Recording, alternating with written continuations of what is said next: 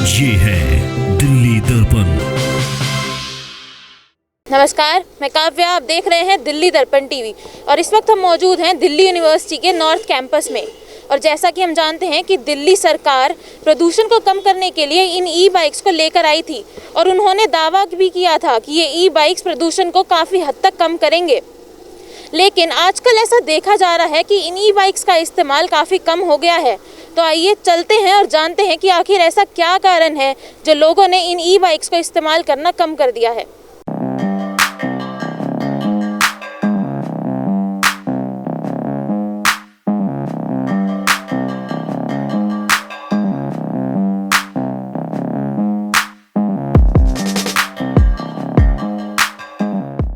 तो आपको क्या लगता है ये जो साइकिल है इसका इस्तेमाल कम हो गया है, तो इसका क्या कारण हो सकता है?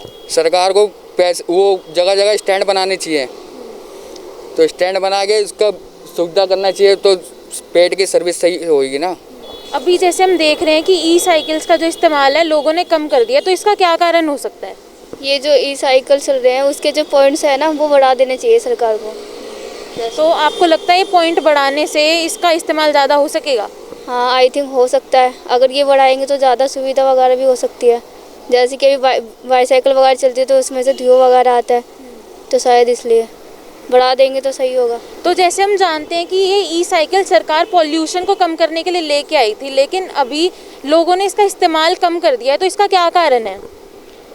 हम ये चाहते हैं कि तो इसका कारण ये है कि कार्ड जो है इसका जब भी यूज़ करते हैं, मतलब जब भी निकाल सकते हैं हम साइकिल को, जब भी लेकर जा सकते हैं, वरना नहीं ले जा सकते साइकिल को। तो जब आप इसको साइकिल्स को यहाँ से लेते हो तो किस तरह से आप लेके जा सकते हो साइकिल यहाँ से? साइकिल को हम जब तक कार्ड नहीं लगाएंगे तब तक ये बाहर नहीं निकल सकती। जब हम कार्ड लगाएंगे तभी हम इसको बाहर निकाल के लेकर जा सकते हैं। ये जो साइकिल्स हैं ये पोल्यूशन को कम करने के लिए लाई गई थी, तो इससे लोगों को क्या सुविधा मिली और क्या असुविधा?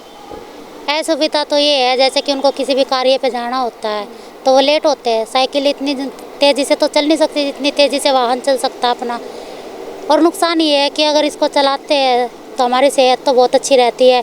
जैसे हमें कई दफ़ा चलते चलते सांस प्रॉब्लम होती है, अगर हम साइकिल का यूज़ करेंगे, प्रयोग करेंगे तो वो प्रॉब्लम हमारी बहुत जल्द ख़त्म हो जाती है।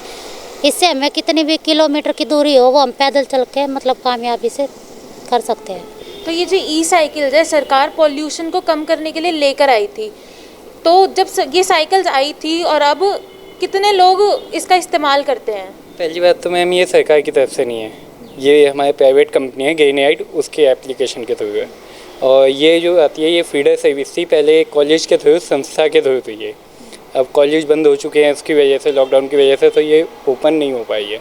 बट ये है कि जो फीडर सर्विस चल रही है ये आपकी 10 रुपीज़ पर आवर के हिसाब से चलती है। इसमें पहले था इसमें कि हाँ बच्चे थे तो बच्चों को फ्री सेवा दी जाती थी, क्यों संस्था थी।